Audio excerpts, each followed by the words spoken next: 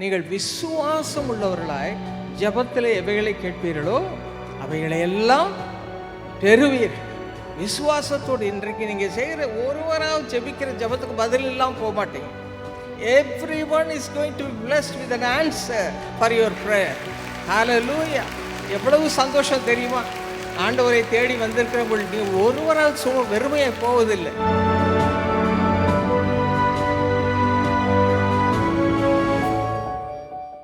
எனக்கு அருமையானே, நாம் இன்றைக்கு கர்த்தரை தேடி வந்திருக்கிறோம்.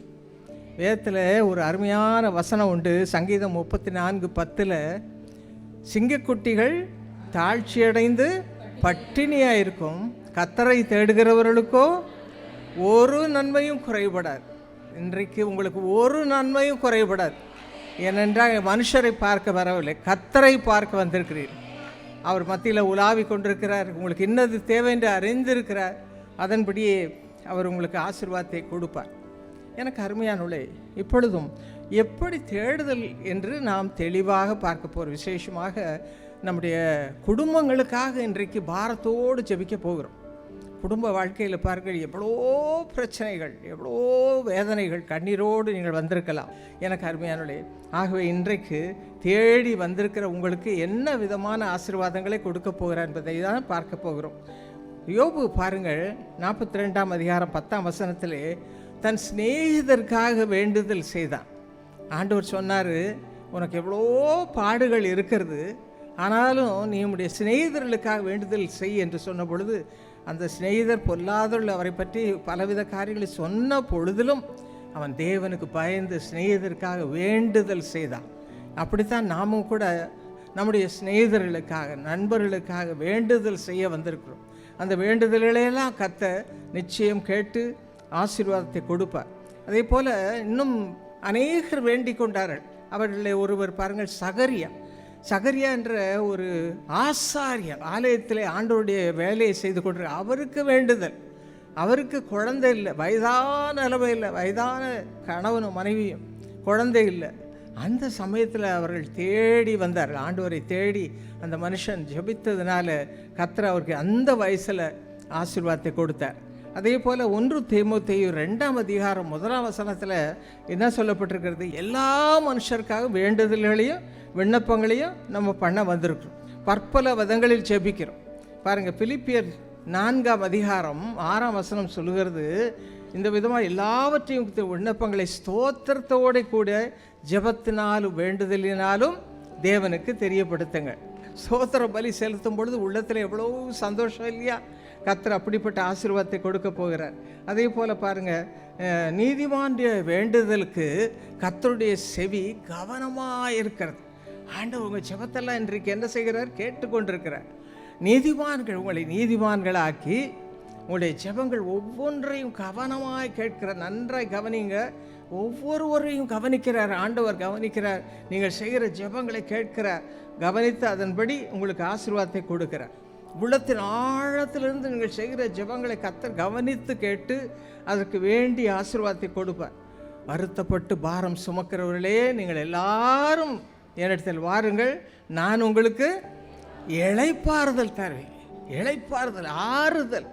எத்தனை பேர் இன்றைக்கி துக்கத்தோடு, வேதனையோடு, கண்ணீரோடு அங்கே போனால் எனக்கு ஆறுதல் கிடைக்கும், ஆண்டோடைய வாசனம் என்னை ஆறுதல் படுத்தும், ஆண்டோடைய சமூகம் என்னை ஆற்றி தேற்றும், எத்தனை பேர் வந்திருக்கிறீங்க? அத்தனை பேருக்கு ஆண்டவர் என்ன கொடுக்க போகிறார்?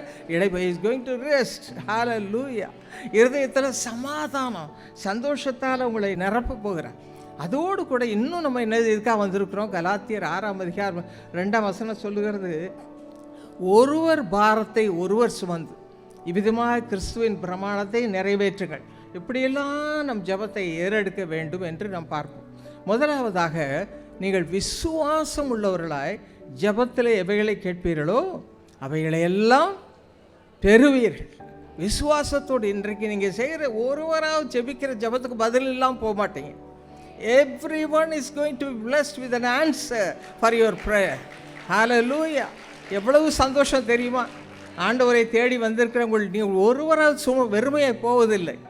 விசுவாசம் உள்ளவர்களாக கேட்கும் பொழுது அந்த ஜெபத்தை கர்த்தர் பதில் கொடுப்பார். பாருங்கள், அதைத்தான் நம்ம பார்க்குறோம். மத்தேயு சுவிசேஷம் 21ஆம் அதிகாரம் 22ஆம் வசனத்தில் இந்த காரியத்தை நம்ம பார்க்குறோம். நம்ம இன்றைக்கி ஜெபம் பண்ணும்பொழுது என்ன செய்ய போகிறோம்?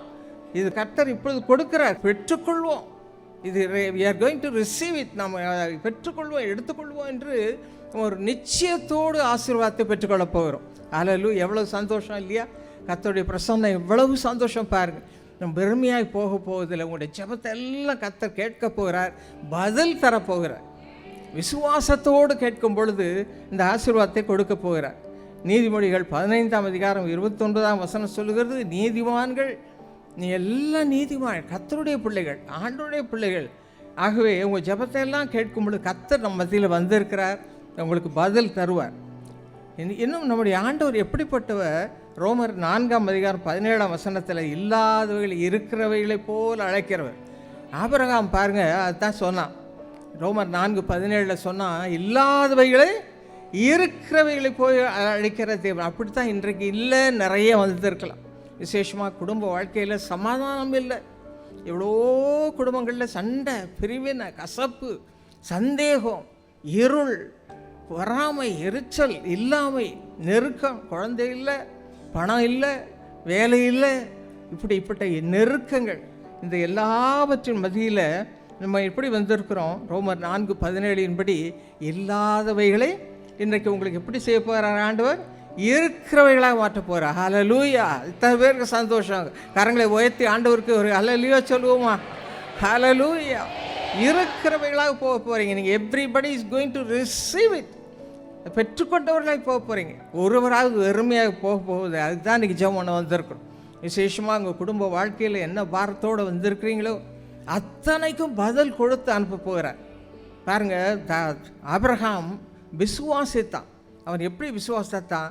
அந்த வயது சென்ற காலத்தில் குழந்தை இல்லாத பொழுது அவன் விசுவாசித்தான்.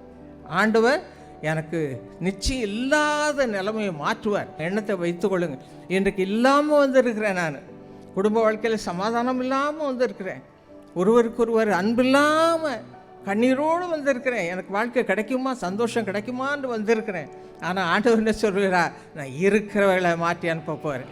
அதுக்கு தான் இந்த ஜெபம், அதுக்கு தான் இந்த ஜெபம். ஹல்லேலூயா! ஆண்டவர் இருக்கிறவர்களாக உங்களுக்கு மாற்றி அனுப்ப போகிறார். அவனுக்கு எப்படி இந்த விசுவாசம் வந்தது?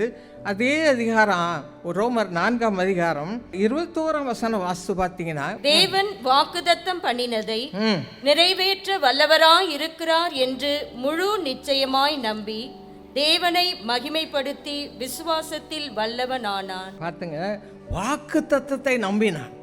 தேவனுடைய வாக்குத்தத்த வேத புஸ்தகத்தில் நம்ம நிறைய வாக்குத்தத்தங்கள் பார்க்கிறோம். அந்த வாக்குத்தத்தங்கள் எல்லாம் பற்றி கொண்டு இந்த வாக்கின்படி கர்த்தர் எனக்கு செய்வார், நிச்சயம் எனக்கு செய்வார், விசுவாசத்தோடு அவன் பெற்றுக்கொண்டான். ஆனாலும் அவனுக்கு பாருங்கள் என்ன கிடச்சி? வயது சென்ற காலத்தில் என்ன நிலைமை பாருங்கள். இல்லாத நிலைமை, குழந்தை இல்லாத நிலைமை, வயது சென்ற நிலைமை, இனி பிறக்கும் என்ற நம்பிக்கையற்ற நிலைமை, அவனுடைய மனைவி ஸ்திரீகளுக்குள்ள வழிபாடு நின்று போன நிலைமை, she cannot conceive, அவள் பெற்றுக்கொள்ளவே முடியாது.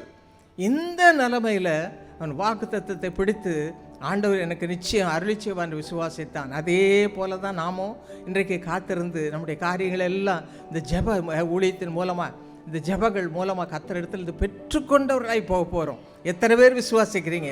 ஹல்லேலூயா! கரங்களை நல்லா உயர்த்தி ஆண்டவரை மகிமைப்படுத்துங்க. ஆண்டவருடைய வார்த்தைகள் செம்மையான வார்த்தைகள்.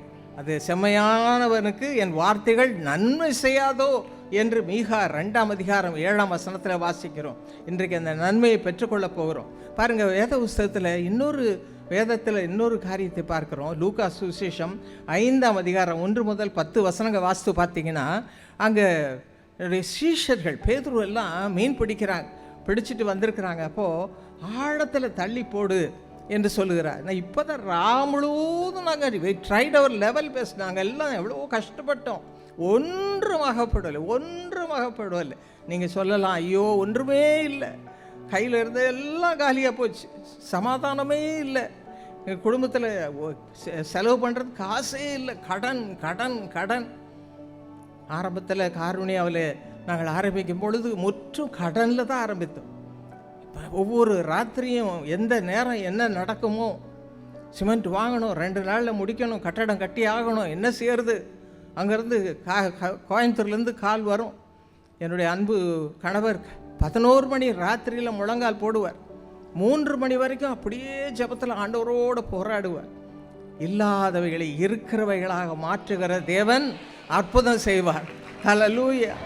அடுத்த நாள் பொறுப்பானவர்களிருந்து பதில் வரும். என்ன வரும் சொல்லுவாங்க தெரியுமா? யாருக்கு இந்த சிமெண்ட் வேணும், யாருக்கு அவ்வளோ கஷ்டப்படுறீங்க என்று இந்த சிமெண்ட் வைத்திருக்கிறவர்கள் ஓனர்ஸ் வந்து கேட்கும் பொழுது, இப்படி இந்த மாதிரி இது கர்த்தர் செய்த சொன்ன வார்த்தையை நம்பி அவர் ஆரம்பித்திருக்கிற, இதுக்கு வேண்டியது இருக்கிறதுக்கு பணம் இல்லை, ஏற்ற சமயம் நாங்கள் தருவோம் வந்த உடனே என்று சொல்லும் பொழுது, அவருக்கா நீங்கள் முதலையே சொல்லியிருக்கக்கூடாது, பேசாமல் எடுத்துகிட்டு போங்க, எப்போ வேணாலும் கொடுங்க என்று சொல்லி அந்த ஓனர்ஸ் வந்து சொல்லி அனுப்புவாங்க. எவ்வளவு நன்மையை பாருங்கள், எவ்வளோ கர்த்தருடைய ஆசீர்வாதம் பாருங்கள். இப்படி ஆனால் முழங்கால் படியிடாமல் ஒன்றும் பெற முடியாது. முழங்கால் படியிடாமல் ஒன்றும் பெற முடியாது. உம்மை உறுதியாக பற்றி கொண்ட மனதை உடையவன் உண்மையே நம்பியிருக்கிறபடியால் நீர் அவனை பூரண சமாதானத்துடன் காத்து, பூரண பர்ஃபெக்ட் பீஸ் உங்களுக்கு கிடைக்கும் பிரியமானவளே. அதுக்கு பிறகு பாருங்கள் என்ன காரியம், எல்லாம் ஒன்றுண்டா அழகாக. இன்றைக்கு காரணம் என்ன அழகான விதத்தில் கர்த்தருக்கு மகிமையாக, மனுஷருக்கு அல்ல கர்த்தருக்கு மகிமையாக விளங்குகிறது. அப்படியே உங்கள் காரியத்தை எல்லாம் மாற்றி போடுவார்.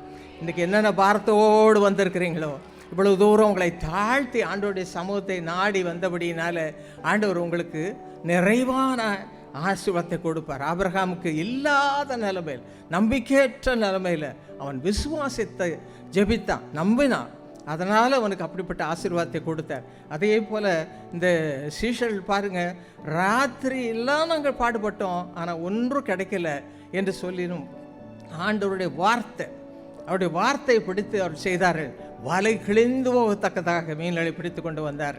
இன்றைக்கு அப்படிப்பட்ட ஆசீர்வாதத்தை உங்களுக்கு கொடுத்து அனுப்ப போகிறார். வலை கிழிந்து போகத்தக்கதான ஆசீர்வாதம். என்ன பாரத்தோடு வந்திருக்கிறீங்க, என்ன கவலையோடு வந்திருக்கிறீங்க, இப்பொழுது கர்த்தர் உங்களுடைய கவலையெல்லாம் மாற்றி போடுகிறார்.